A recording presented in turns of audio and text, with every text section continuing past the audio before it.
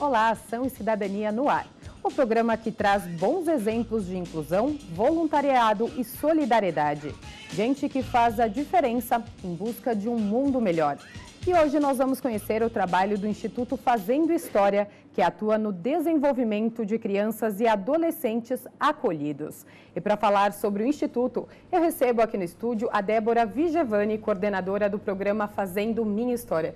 Seja bem-vinda, Débora. Obrigada, Carol, pelo convite. Ótimo estar aqui com vocês. Recebo também a Mônica Vidiz, que é coordenadora técnica do programa Apadrinhamento Afetivo. Seja bem-vinda também, Mônica. Obrigada, Carol. Um prazer estar aqui com você. Para começar, Débora, explica pra gente o que é o Instituto, Fazendo História e como que ele surgiu. O Instituto é uma ONG de acolhimento e surgiu em 2005, quando 4 profissionais se reuniram para fortalecer o trabalho que cada uma fazia. Cada uma trabalhava com serviços de acolhimento, mas atuando em frentes diferentes, e entenderam que se elas se juntassem, elas poderiam fazer um trabalho ainda mais qualificado e mais articulado para contribuir com crianças e adolescentes que estavam temporariamente afastados das suas famílias. E, Mônica, qual que é o foco do Instituto? Como é feito esse trabalho? Todos os nossos projetos são desenvolvidos em parcerias com serviços de acolhimento, e a gente também é um serviço de acolhimento a partir desse ano, com o programa Famílias Acolhedoras. O Instituto comemorou 10 anos de existência em 2015 e desde então, desde 2005, o nosso foco tem sido o trabalho com os serviços de acolhimento. E como que é o trabalho que você realiza no Instituto, Débora? Eu sou coordenadora do Fazendo Minha História, que é um dos programas do Instituto, e a gente atua com o objetivo das crianças e adolescentes se apropriarem e conhecerem as suas histórias, para que consigam elaborar esse momento delicado da vida delas. E a gente trabalha a partir da literatura infanto-juvenil e da construção de álbuns com lembranças concretas, com fotos, relatos, depoimentos que elas podem levar para casa quando elas saírem dos serviços de acolhimento. Assim que é feito o resgate da história delas a partir disso. Exatamente, um resgate que é feito junto com um adulto, que durante todo o período de acolhimento fica com essa criança ou adolescente, realizando encontros semanais, individuais. E nesses encontros, através da literatura e através da construção desse álbum, é feito esse resgate e, ao mesmo tempo, esse registro que contribui para que elas ressignifiquem e elaborem as suas histórias. Mônica, através de uma forma lúdica, Sim. Que vocês resgatam a história dessas crianças e adolescentes. Sim, porque o lúdico é a linguagem da criança e, no caso do adolescente, a gente também vai buscando estratégias para permitir essa expressão.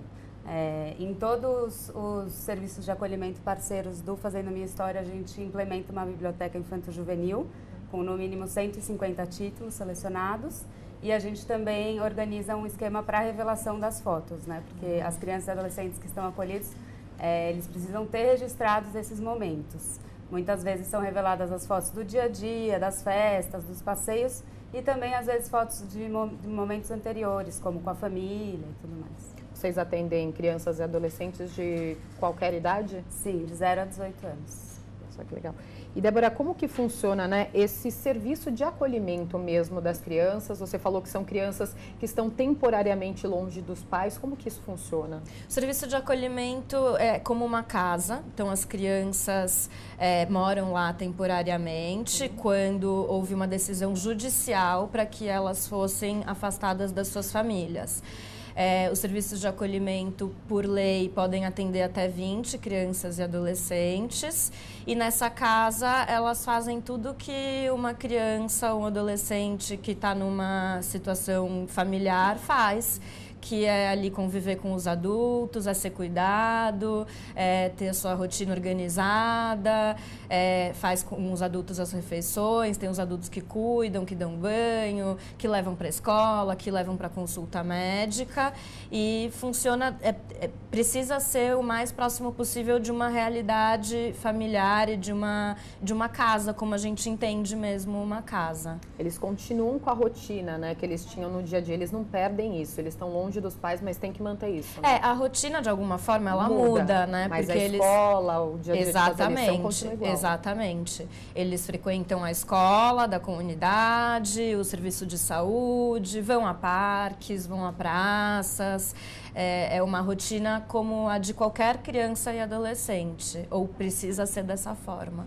Mônica, qual que é a maior dificuldade, né, quando essas crianças chegam lá no Instituto? Certo. Quando as crianças chegam nos serviços de acolhimento, a gente percebe que tem um período de adaptação, afinal, ela está se afastando da sua família, do seu ambiente de convivência. Então, muitas vezes, ela passa por um período de adaptação, quando ela tem que entender o porquê que ela teve que ser afastada de sua família, né? O que gerou o seu acolhimento. Então, as equipes dos abrigos fazem um trabalho para que a criança ou adolescente possa compreender esse motivo e se adaptar naquele novo ambiente, com outras crianças e adolescentes, com outros adultos de referência e se vincular a esse espaço, a essa nova rotina. No caso, o serviço de acolhimento que a gente executa, que é a Famílias Acolhedoras, a gente trabalha com bebês e aí a gente também tem um período de adaptação quando esse bebê ele é inserido em uma família para ser acolhido nela e também a gente busca explicar para esse bebê os motivos que geraram o seu acolhimento. Acho que o principal nesse início é a adaptação e a compreensão do contexto que gerou o acolhimento. Débora, geralmente essas crianças vão para o acolhimento em quais casos? Os principais casos de acolhimento são negligência, que é um termo bastante genérico e que pode envolver diversas situações, né, incluindo pobreza e miséria. Depois vem responsáveis que têm algum tipo de dependência química, situação de rua, violência física e violência sexual. E ainda temos muitos casos de acolhimento por pobreza, né, por carência de recursos, embora o ECA diga que pobreza não é motivo de acolhimento. Mas hoje em dia a gente sabe que é, né? Sim, a nossa realidade ainda é distante do que a lei diz. E no programa Fazendo Minha História, você resgata, né, a história dessas crianças. É muito difícil no início, porque eu acho que tem crianças, dependendo da situação, que se for violência, por exemplo, que elas devem chegar com muitos bloqueios, né? Elas devem chegar sem querer falar muito, mais quietinhas, tímidas, com bloqueio mesmo de interagir com as pessoas. Sim, eu acho que tem alguns casos extremos como esse, de crianças que chegam um pouco mais fechadas, mas a própria adaptação é difícil, né? Então, para além da questão do que levou ao acolhimento, você está num ambiente com adultos que você não conhece, crianças e adolescentes, é muito desafiador. Então, o acolhimento e a relação afetiva que os adultos estabelecem com a criança é muito importante para que elas, aos poucos, comecem a se abrir, a expressar seus sentimentos, suas dúvidas. É um momento de muita confusão, de muita angústia, de não querer estar ali. Na maioria das vezes a gente percebe que as crianças e adolescentes gostariam de estar com as suas famílias. Então, mesmo que tenha tido uma violência, a realidade que elas conhecem, o que elas estão familiarizadas é aquilo que elas viveram, né? Então, mudar completamente de rotina e de ambiente é realmente bastante difícil. Existe um tempo de acolhimento? Como que funciona isso?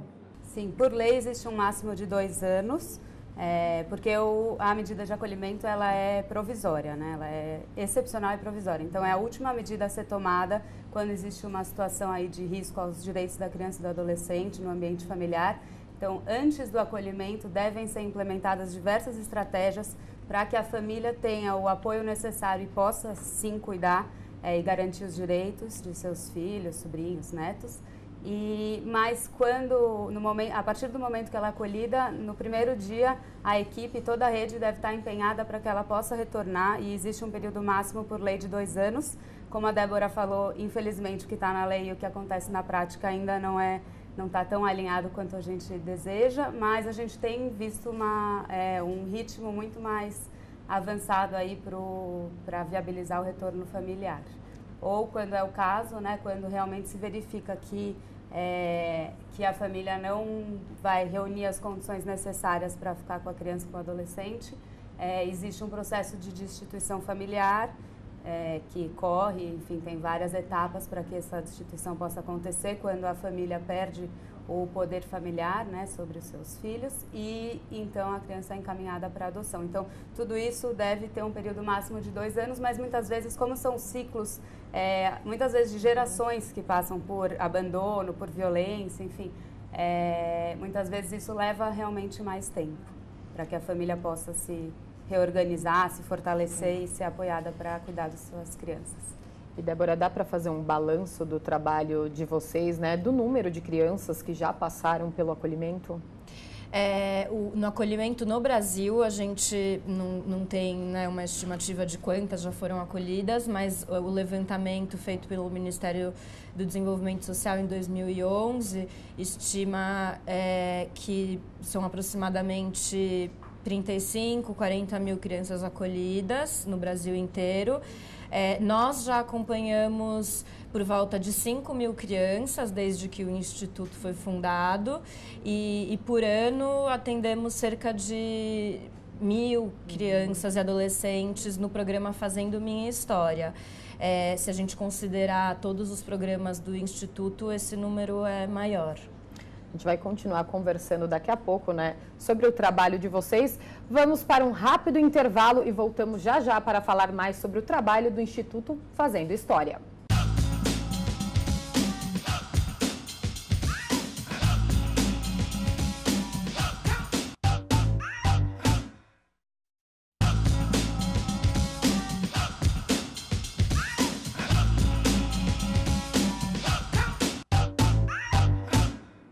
Estamos de volta com Ação e Cidadania, hoje conhecendo o trabalho realizado pelo Instituto Fazendo História. Continuo na companhia da Débora Vigevani, coordenadora do programa Fazendo Minha História, e com a Mônica Vidiz, que é coordenadora técnica do programa Apadrinhamento Afetivo. Mônica, vamos falar um pouquinho, né, dos profissionais. Quantos profissionais estão envolvidos, né, no trabalho do Instituto? No Instituto hoje a gente tem 28 profissionais. A gente tem uma maioria de psicólogos, mas temos também assistentes sociais e pessoas envolvidas na administração e no financeiro do Instituto. E, Débora, quais são os locais de atendimento de vocês?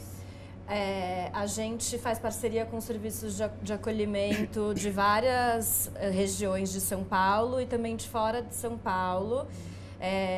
Nossas metodologias, elas são muito sistematizadas, inclusive no site tem muitas publicações, né, que descrevem o trabalho que a gente realiza.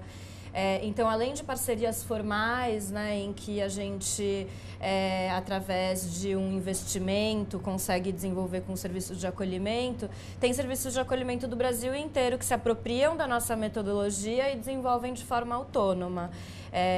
Mas já fomos para estados como Ceará, Maranhão, Rio de Janeiro, Paraná, Santa Catarina, para levar o Fazendo Minha História, que é um dos programas do Instituto. E, Mônica, você chegou a comentar já sobre o programa Apadrinhamento Afetivo, né, que você é coordenadora técnica. Conta um pouco mais sobre ele, os principais desafios desse programa. Sim. Ao longo do percurso do Instituto, a gente vem acompanhando o encontro entre pessoas da comunidade e crianças e adolescentes que estão acolhidas, e a gente percebe, através desses encontros, o quão positivos e benéficos eles são para as crianças e quanto mais duradouros eles são, maior o impacto. Então, esse programa ele existe para garantir que as crianças e adolescentes que permanecem por mais tempo no acolhimento tenham vínculos duradouros e individualizados. Nesse programa participam prioritariamente as crianças que têm poucas chances de retorno familiar ou adoção e que provavelmente ficarão por um longo tempo no serviço de acolhimento, sendo depois desligadas pela maioridade aos 18 anos. Então, a ideia é que essas crianças e adolescentes tenham uma referência, um adulto, que se relacione com ela, que se envolva com a sua história, com a sua vida, com seus projetos e que possa acompanhá-la a partir do momento que ele se torna um padrinho ou madrinha e afilhado ou afilhada para o resto da vida. E esses padrinhos são voluntários? Né? Sim, são voluntários, e é importante dizer que, assim como acontece no apadrinhamento afetivo, a gente precisa muito dessa força comunitária e voluntária para desenvolver os nossos programas, não só o apadrinhamento. Então, como a Mônica disse, somos 28 profissionais contratados, mas a gente conta com mais ou menos 500 voluntários por ano para desenvolver todos os programas e ações que são feitos a partir do voluntariado. Nem todos os programas do Instituto são realizados a partir do voluntariado, mas uma parte significativa, sim. Você falou dos outros programas do Instituto. Explica pra gente, né, tanto a Mônica quanto a Débora, quais são os outros programas, né, como que eles funcionam? A gente tem o Contato, que é um programa de psicoterapia voluntária. Então, psicoterapeutas atendem nos seus próprios consultórios, crianças e adolescentes acolhidos. Também é um programa voluntário. Temos também o Grupo Nós, que é um programa que tem como objetivo dar um suporte para adolescentes que vão sair do acolhimento pela maioridade, ou seja, aqueles que fizeram 18 anos, que não retornaram para suas famílias de origem e não foram adotados. Então, a partir dos 18 anos, vão lidar aí autonomamente com o mundo aí afora, com os vários desafios profissionais, de moradia, de relacionamentos. E o Grupo Nós, ele existe para que esses meninos e meninas não se sintam tão sozinhos nesse momento tão difícil. E esse programa é desenvolvido por técnicos contratados. Além disso, a gente tem o programa de formação, que é um programa de qualificação continuada dos profissionais que atuam nos serviços de acolhimento. Então, é um programa voltado para os técnicos e educadores que trabalham dentro do abrigo e que precisam de muito suporte técnico para desenvolver um trabalho que é de alta complexidade. Então, esse programa existe para ajudá-los a refletir sobre as suas práticas, a melhorar o seu trabalho no dia a dia, conseguindo oferecer o melhor atendimento possível para as crianças e adolescentes. O apadrinhamento afetivo, que a gente já comentou, o Fazendo Minha História, e além disso a gente executa a partir desse ano um serviço de acolhimento familiar. Então temos por volta de 10 famílias acolhedoras que nesse momento acolhem bebês de 0 a 2 anos em suas casas. É um projeto comunitário, não é um projeto de construção de família, porque as crianças ficam temporariamente, por um período de no máximo 2 anos com essas famílias, para depois retornarem para suas famílias de origem ou serem adotados. Mônica, conta pra gente um pouco mais desse projeto que é bem bonito, né? Sim. Bebezinhos que chegam lá sem pai, sem mãe, né? Foram afastados logo cedo, eles vão para uma outra família. Como que é a escolha dessas famílias? Porque não deve ser fácil escolher uma família para deixar um bebê, né? Sim. Em todos os programas do Instituto, a gente trabalha com a qualificação dos voluntários. Nesse caso, não é um trabalho totalmente voluntário, existe uma remuneração dessas famílias, mais uma ajuda de custo do que uma remuneração, mas existe todo um processo de qualificação e de seleção dessas famílias, bastante rigoroso. É um trabalho muito bonito que a gente vem acompanhando, bastante desafiador, por isso a gente dá muito suporte. Essas famílias têm encontros no mínimo quinzenalmente com a equipe do projeto para serem acompanhadas nesse percurso de acolhimento e de cuidado com os bebês. A família acolhedora é uma modalidade de acolhimento, assim como o abrigo e a casa-lar. Na Europa é muito comum, muito frequente, praticamente 80% dos acolhimentos são em famílias acolhedoras. No caso do Instituto Fazendo História, nesse momento em que o projeto ainda é novo e a gente vem percebendo, tem até uma campanha internacional pela não institucionalização das crianças pequenas, por isso nossa opção pelo maior benefício é que sejam acolhidos bebês de 0 a 2 anos, mas na lei, na tipificação, essa modalidade de acolhimento é para de 0 a 18 anos e a gente percebe o grande benefício. Existem até pesquisas que mostram o quão esse cuidado individualizado e realmente a rotina que uma família pode proporcionar ao bebê faz toda a diferença no desenvolvimento emocional, cognitivo, motor. Há quanto tempo vocês têm esse serviço de acolhimento começou esse ano. Então, é o primeiro ano que a gente está desenvolvendo, de fato, um serviço de acolhimento. Importante dizer que, por lei, ele é prioritário, né? A Mônica até chegou a comentar, mas, infelizmente, no Brasil, só 4% das crianças e adolescentes estão em famílias acolhedoras, embora a lei diga que a maioria delas deveria estar nesse tipo de serviço, justamente pela individualidade do acolhimento que pode ser oferecido dentro de uma família. Bem legal. Eu acho que durante todo esse tempo do Instituto, devem ter passado crianças e adolescentes com diversas histórias. Tem alguma que marcou muito vocês? Bom, a gente fica muito comovido quando o nosso público, né, as crianças e adolescentes, nos procuram para dizer o quão importante foi esse trabalho que foi realizado com elas, o contato com o colaborador voluntário do programa. Então, a gente teve recentemente alguns adolescentes que nos procuraram e isso é muito gratificante, porque muitas vezes, né, por ser um serviço temporário, eles voltam para casa, são adotados ou depois de fazer 18 anos se lançam aí numa vida autônoma e a gente acaba perdendo contato. Então, é muito emocionante quando eles voltam dizendo, nossa, eu tenho meu álbum até hoje, eu queria ter contato com a minha colaboradora, queria agradecer pelo que ela fez comigo e tudo mais. A gente também tem acompanhado, né, através do apadrinhamento e de alguns apadrinhamentos que aconteceram até espontaneamente antes da formalização do programa, pessoas que estão aí com um vínculo com a criança e adolescente há anos. E aí, passando por todos os percalços e conquistas delas há 3 anos. Então, a gente tem um padrinho que acompanhou a adolescente quando ela saiu do serviço. Nesse período, ela passou por algumas dificuldades, ele esteve lá para ajudá-la. Depois, ela retornou. Enfim, a gente fica bastante comovido com a permanência desses adultos, que é o que a gente realmente acredita que é importante para essas crianças e adolescentes.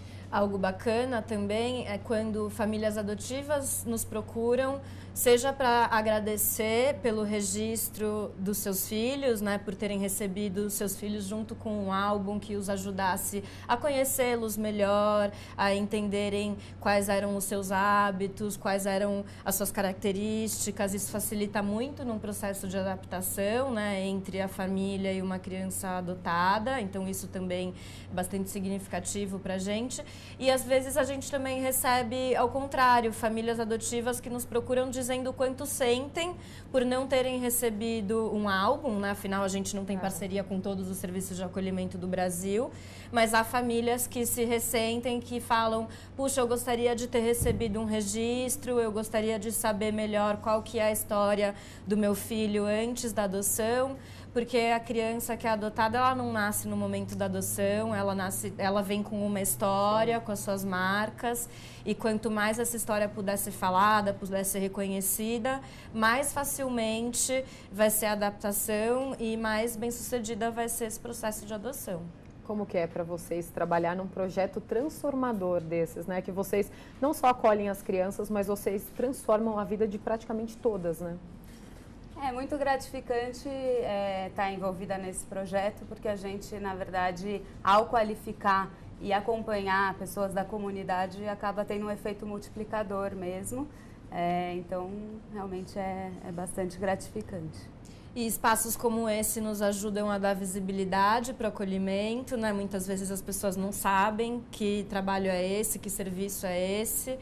Então, também é muito bacana contribuir com a formação da nossa sociedade em relação a essa questão do acolhimento e como que a gente pode estar envolvido com um problema que não é só do Estado, que não é só dessas famílias ou dessas crianças, é um problema de todos nós e quanto maior o engajamento, mais a gente consegue contribuir.